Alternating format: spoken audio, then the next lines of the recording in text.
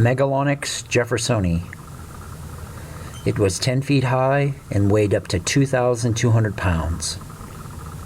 It belonged to an extinct genus of ground sloths of the family Megalonychidae, which was endemic to North America from the late Miocene to the Pleistocene, existing from 10 million years ago up to 11,000 years ago.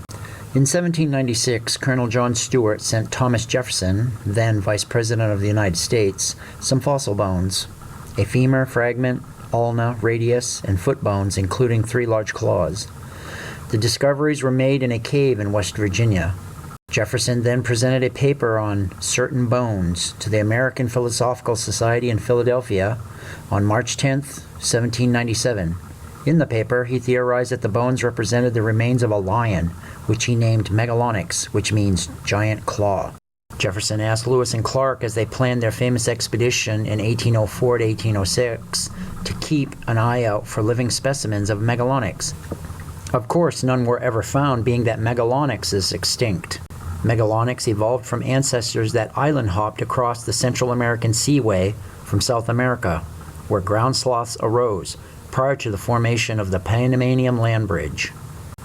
Based on molecular results, its closest living relatives are the modern-day 3-toed sloths. As in other giant ground sloths, it had a blunt snout, massive jaws, with large peg-like teeth. The hind limbs were plantigrade, which means flat-footed, and along with its thick tail, allowed it to rear up into a semi-erect position to feed on tree leaves. The forelimbs had 3 highly developed claws that were used to strip leaves and tear off branches. Megalonyx ranged over much of North and Central America. Their remains have been found as far north as Alaska and the Yukon. It was the most wide-ranging giant ground sloth. Fossils are known from many Pleistocene sites in the United States, including most of the states east of the Rocky Mountains, as well as along the west coast. It was the only ground sloth to range as far north as the Yukon. Megalonyx lived primarily in woodlands and forests, also occupying a variety of habitats within these broad systems. Studies were able to link directly dated specimens from the end of the Pleistocene, demonstrating that these particular animals were associated with spruce-dominated mixed conifer hardwood habitat.